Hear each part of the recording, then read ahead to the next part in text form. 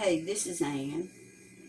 Have you ever made or even had Hershey's homemade old-fashioned recipe for chocolate fudge that looks something like this? It's creamy and delicious.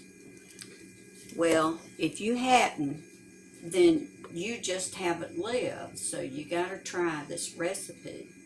So today I'm gonna make a batch, and according to Hershey's website, this is their most popular recipe, and it's also one of the more difficult. So it is very hard to do, and we just won't tell anybody that I messed up 3 batches last week trying to finally get a good one. So don't get discouraged when you first try it, because it is difficult to make. Okay, so we're going to start. We normally would use a saucepan, I think a 4-quart saucepan, but I'm going to use this rather small Dutch oven because that's what I have. So we're going to take 3 cups of sugar, which I've already measured, and you know that we have to measure exactly to get these recipes to turn out just right. It'll change it if you change any sort of measurement or ingredients for these recipes. So we've got the 3 cups of sugar, and we've got 2/3 cup of Hershey's cocoa.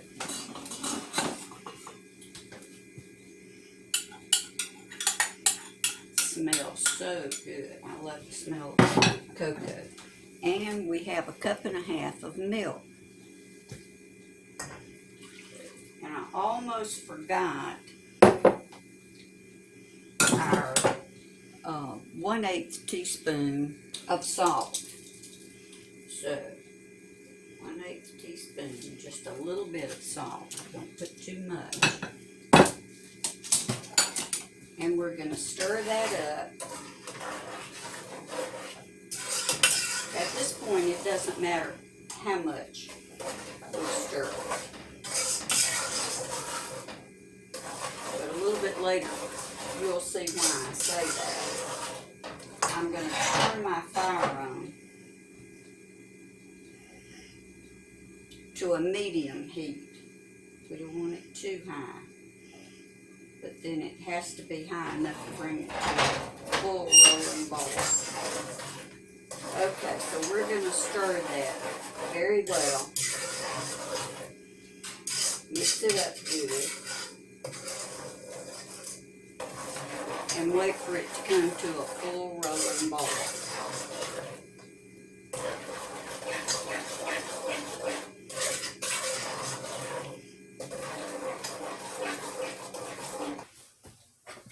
So continue to stir. Maybe not constantly, though the recipe says constantly, while this is heating up and coming to a boil. But I stir it very often. Just make sure you've got it all mixed up and there are no lumps of cocoa left in it. Now, when this reaches the full rolling boil stage, you don't stir it anymore. No more stirring until it's finished. And we're going to, this is getting close to the full rolling boil stage.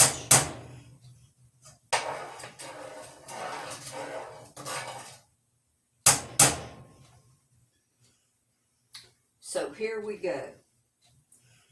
We've reached the full rolling boil stage, and we're going to use our candy thermometer and insert it into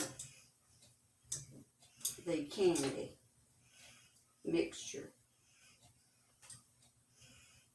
Be sure you're not touching the bottom, but you got to have it, I believe they say, 1.5 inches or 2 inches into the ingredients.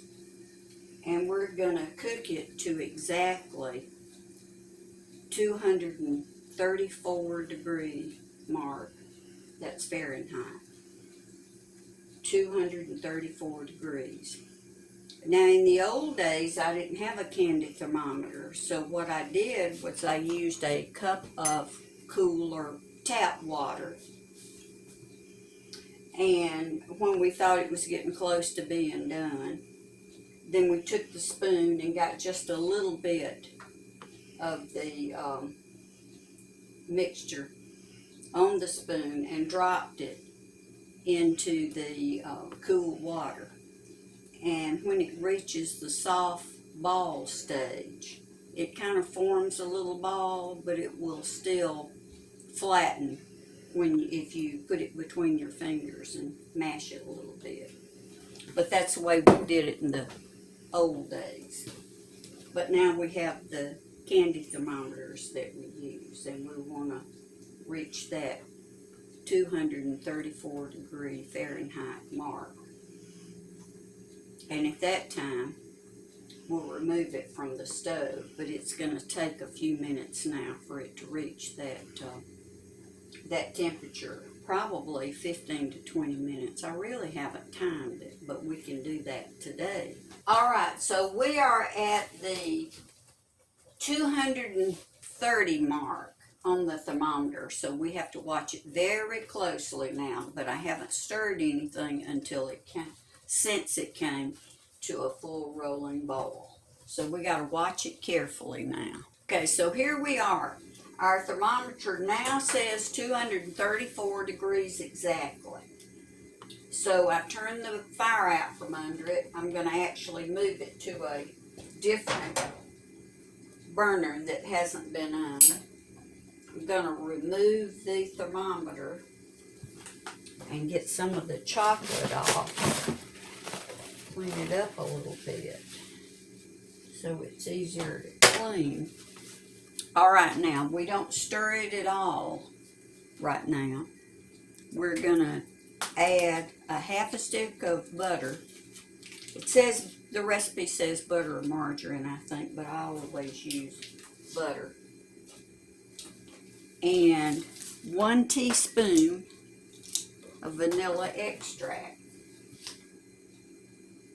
And just drop it in and let it sit there.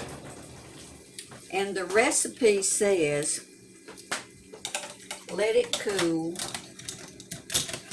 to, I believe, 110 degrees Fahrenheit. But I followed that recipe exactly in my first batch last week. And at 110, that was too hard already. I couldn't even get it stirred up, get the butter and vanilla extract stirred into it and smooth, and get it into the prepared pan before it was too hard. So I recommend not waiting until it cools completely. Just cool it a little bit, maybe 15 or 20 minutes.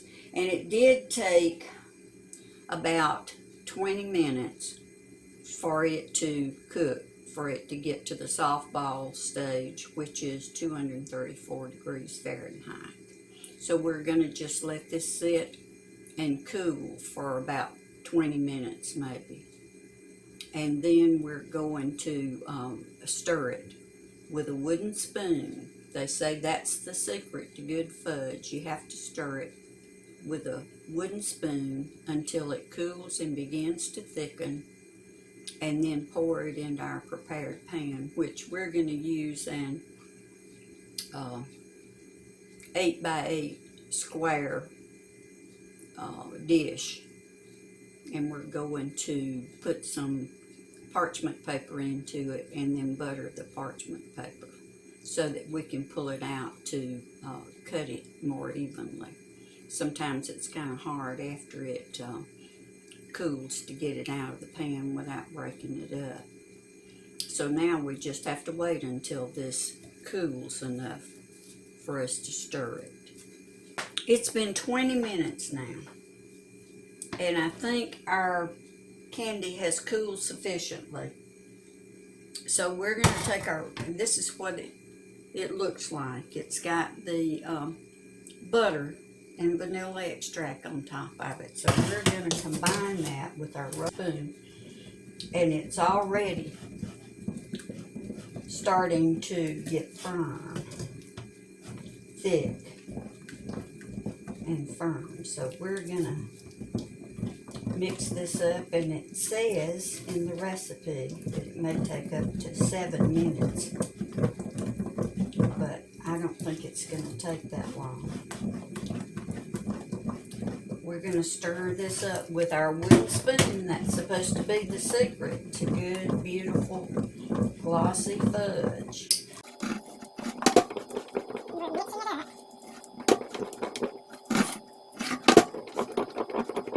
And it looks beautiful. I wish you could see down into this pot. But it's very glossy, and we're supposed to stir it until it begins to lose its gloss just a little bit and thicken. And it's starting to thicken. And excuse me for a second, but this is our dish we're gonna put it into. Is an 8x8 Pyrex dish. And I've got some parchment paper put in there, and it's buttered. Alright, it's beginning to lose its gloss. And I'm going to beat it just a little bit more.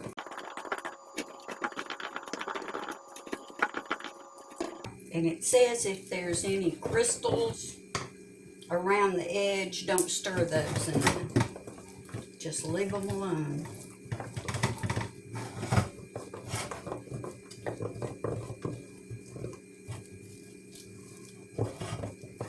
Looks absolutely beautiful. And now I'm going to just pour it into our prepared pan.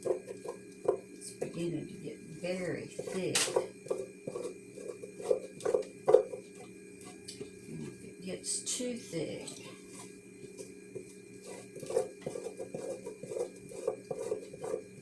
then we will have ruined it, but hopefully it will be just perfect.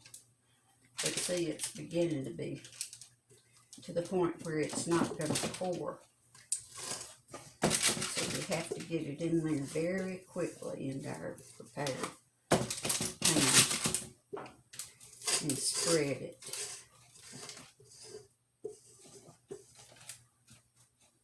Oh my, that is beautiful.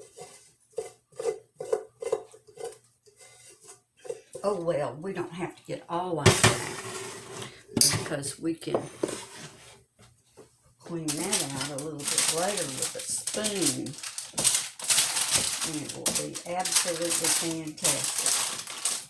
See, I've almost left it a little bit too long. It's very hard to spread it here. So I'm just going to do the best I can to spread it evenly into the pan and let it finish cooling. And you can add nuts or coconut or any number of things into the fudge, but this batch I'm making just plain. I'm not adding anything to it.